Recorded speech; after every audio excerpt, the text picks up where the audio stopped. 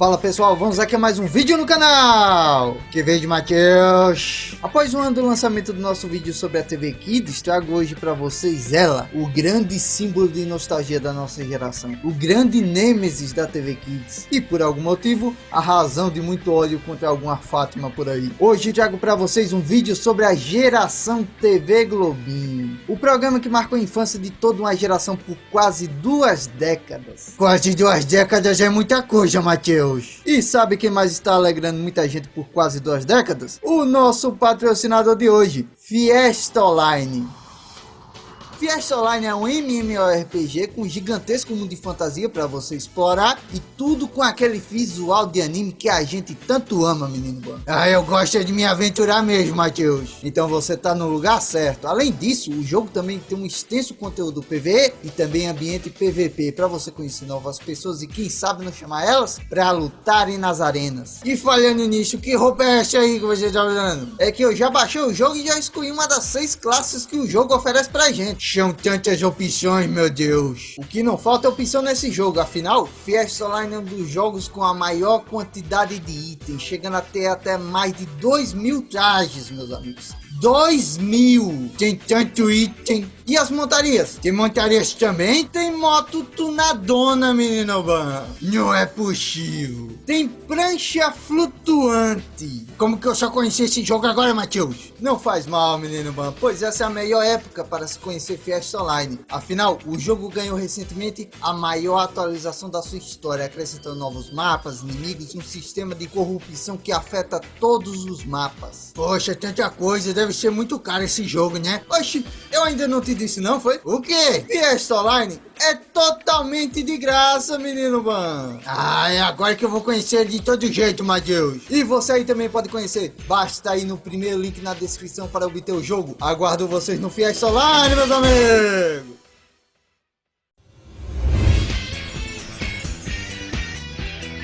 TV Globinho era sensacional. Primeiro de tudo, era de manhã. Horário perfeito pra garotada, porque tipo, TV Kids tinha um grande problema de se passar no mesmo horário das novelas. Aí não tinha como. Seus pais iam preferir 1000 vezes ver o povo se agarrando nas novelas do que dar uma infância de verdade para o seu filho, né? Já no caso da TV Globinho, se você não estudasse pelo turno da manhã, aí você podia assistir de boa toda a programação. O dia que eu vi a TV Globinho pela primeira vez é uma incerteza nas minhas memórias. Mas a memória mais antiga que eu consigo recordar do programa é eu assistindo pela primeira vez o clássico Digimon Adventure. Esse aqui é uma das grandes referências quando se fala da TV Globinho, né? Tem até aquela clássica abertura da Angélica cantando usando o chapéu do seu Madruga. E tipo, teve também Digimon 2, Digimon Tamers, que era uma mistura de Digimon com cartas, Yu-Gi-Oh! Mas o Digimon Adventure sempre será o nosso queridinho, porque foi o primeiro de todos, né? Eu lembro até que lá em 2015, quando saiu o Digimon Adventure 3, né? Com os personagens clássicos, só que depois de uns bons anos, com eles mais velhos. Eu confesso que chorei bastante quando ouvi novamente a Butterfly na abertura. Infelizmente foi a última vez que o nosso eterno Koijoada cantou a abertura. Perdemos ele logo no próximo ano, porque ele infelizmente estava lutando contra um câncer. E para você que não conhece nem pelo rosto, nem pelo nome, você deve conhecer com certeza a voz dele, pois ele cantou praticamente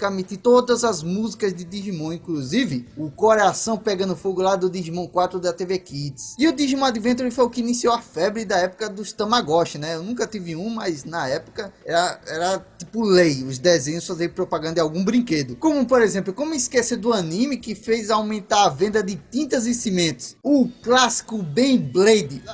Minha mãe mesmo na época me deu de presente uma das lendárias Beyblade dourada de ferro devastadora de reboltos. E além de soltar faísca quando ela batia nas coisas, né? As paredes da casa de vovó sofreram por um tempinho. Tempinho porque essas Beyblades da feira aí eram uma merda. Depois de um tempo, aquele bagulho que tu soltava pra o lançador lá que você puxava para soltar a Beyblade estragava muito fácil, velho. Não valia a pena comprar nem por isso, nem porque nem todo mundo tinha condições de comprar, né? Então tu ia comprar uma Beyblade para fazer o quê? Para jogar sozinho? Mas veja só, o brasileiro é uma coisa curiosa e ele sempre cria alguma solução para falta de dinheiro. Foi nessa época que surgiu a febre das Beyblades feitas com tampa de detergente. Quem não lembra disso? Cara, lá no interior onde eu morava tinha até torneio desses negócios. Os moleques faziam as Beyblades, pediam uma bacia de alumínio da mãe emprestada, colocavam no chão do colégio e aí era só bagaceira e alegria. E esses desenhos focados em jogos eram uma febre naquela época, né? Quem não lembra do anime que inspirou Oda a criar One Piece? Bakugan.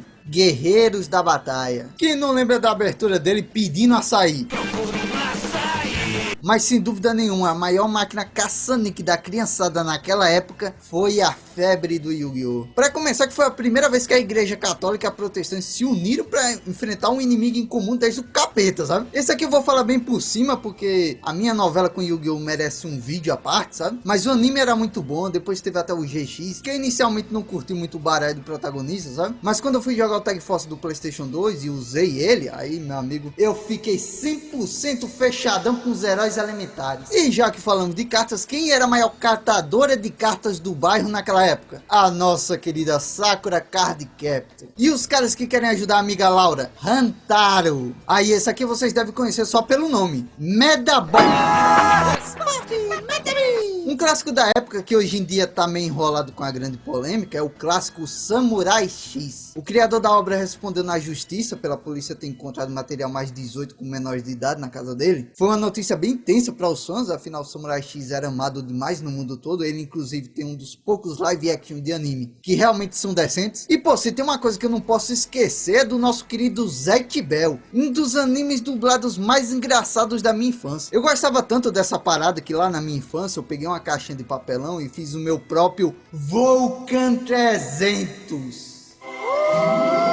Inclusive Zatch Bell parece que vai ter uma continuação no mangá, né? Pô, continuação deve ser a nova febre do Japão, parece. Por exemplo, Inuyasha, outro clássico da TV Globinho, também teve continuação do anime bem recentemente. Yasha Hime acompanha a história dos filhos do Inuyasha. E como esquecer daquele que sem dúvidas é o grande rosto, é o principal rosto da TV Globinho. Aquele que marcou um dos momentos mais icônicos da TV brasileira, por conta de uma coincidência infeliz. O nosso eterno Dragon Ball Z. Eu vi na minha pesquisa que teve o Dragon Ball clássico na TV Globinho, mas eu juro pra vocês que não lembro de ter assistido um único episódio dele no programa. Ele realmente passou no programa? E o Dragon Ball Z ficou marcado pelo clássico momento onde em pleno 11 de setembro, no momento que o Wendel Bezerra mais gritou em toda a sua carreira de dublador, no momento que o Goku se transformou pela primeira vez em Super Saiyajin 3, as Torres Gêmeas foram atacadas. Ou será que não? Acontece que essa parada que virou meme do Goku ter derrubado as torres depois de ter virado o Saiyajin do cabelão, mesmo com muita gente jurando que estava assistindo o episódio antes do plantão da Globo, hoje em dia esse fato se mostrou ser na verdade uma pura mentira. O episódio de Dragon Ball Z daquele dia nem chegou a ser transmitido, porque a cobertura do Ataque das Torres já estava rolando no horário que o episódio do anime ia sair. Oxi, o pessoal que disse que viu o episódio neste dia, Matheus. Essa é a parte mais louca da história, tanto que dizem que esse é um caso do efeito Mandela, onde muitas pessoas acreditam ter visto um fato quando na verdade ou ele não existiu ou aconteceu de um outro jeito. O meu cérebro, por exemplo, ele acredita piamente que eu estava durante uma manhã calma lá na casa de vovó no interior, com a TV ligada numa corrida de Fórmula 1, quando do nada ocorreu o acidente que tirou a vida do piloto Ayrton Senna. E qual é o efeito Mandela? É que o Ayrton Senna morreu em 1994. Nem tinha televisão no interior onde eu morava nessa época, muito menos eu tinha nascido ainda. Tem gente que diz que o efeito Mandela somos nós vendo outras versões da nossa realidade, e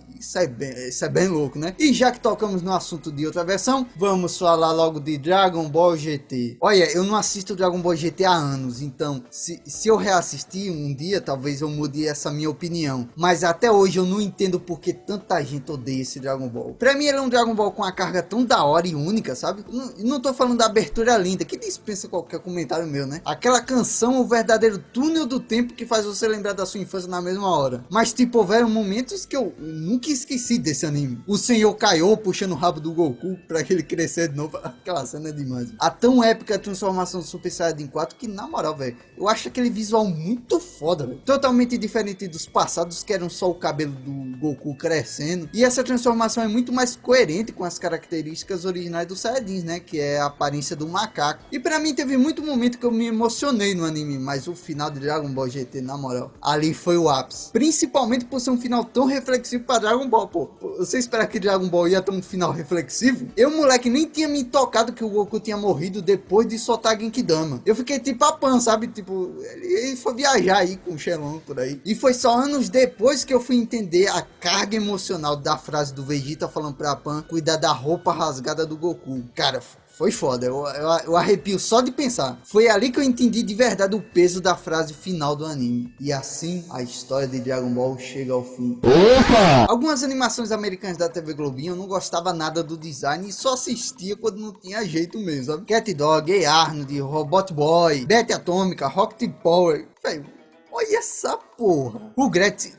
Isso é desenho pra criança, só se for pra deixar ela traumatizada. Mas havia animações que não tinham design do meu gosto, mas que eu gostava muito de assistir. Jake Long, o Dragão Ocidental, Kik Budovs, Os Padrinhos Mágicos, Phineas e Ferb. Esse aqui eu assistia mais pelo ornitorrinco espião lá. E o vilão principal do desenho do Face Meat, Kim Possible, Bob Esponja, Danny Phantom, Yin Yang Yo e Yan Yo.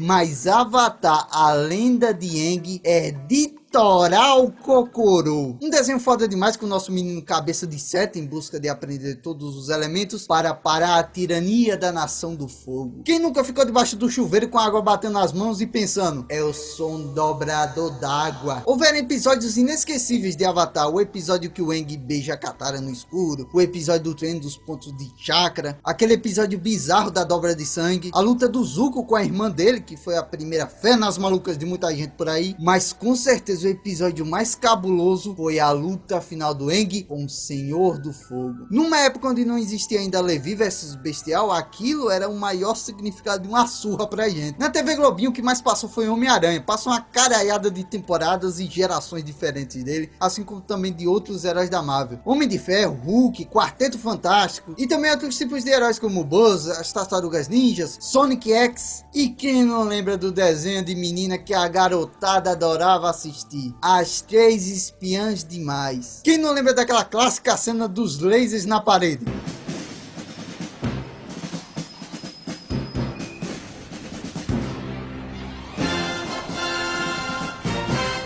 Tinha também Kung Fu Panda, Lilo e Stitch, o It, que era praticamente uma versão mais bem animada de Winx, A Lenda de Tarzan, Pequena Sereia, Aladdin, DuckTales, mas com certeza um dos mais fodas eram as aventuras de Jack Chan. Esse desenho era foda demais, eu curtia demais o velhinho lá que mandava os Omba Bag e tal. Um episódio que eu lembro até hoje que gostei muito foi o episódio que a Jade aprendia a controlar os ninjas lá. Aquele episódio é muito vibe Solo Leveling, sabe? Ela com as sombras dela. Mas o grande foco das aventuras de Jack Chan foi o arco dos 12 talismãs. Quem não lembra deles? O meu favorito é o talismã do rato, que dava vida a objetos inanimados. Qual era o favorito de vocês? Só não vai falar que era o do carneiro, viu? Porque se você falar isso aí, tu merece tomar uma surra da sua mãe usando o talismã do touro. Teve outros arcos bons no desenho, né? Como, por exemplo, o dos dragões lá. Jack Chan tinha muito arco da hora e eu adorava toda essa mística da série. E já que falamos de mística, não podemos deixar de falar dele. O clássico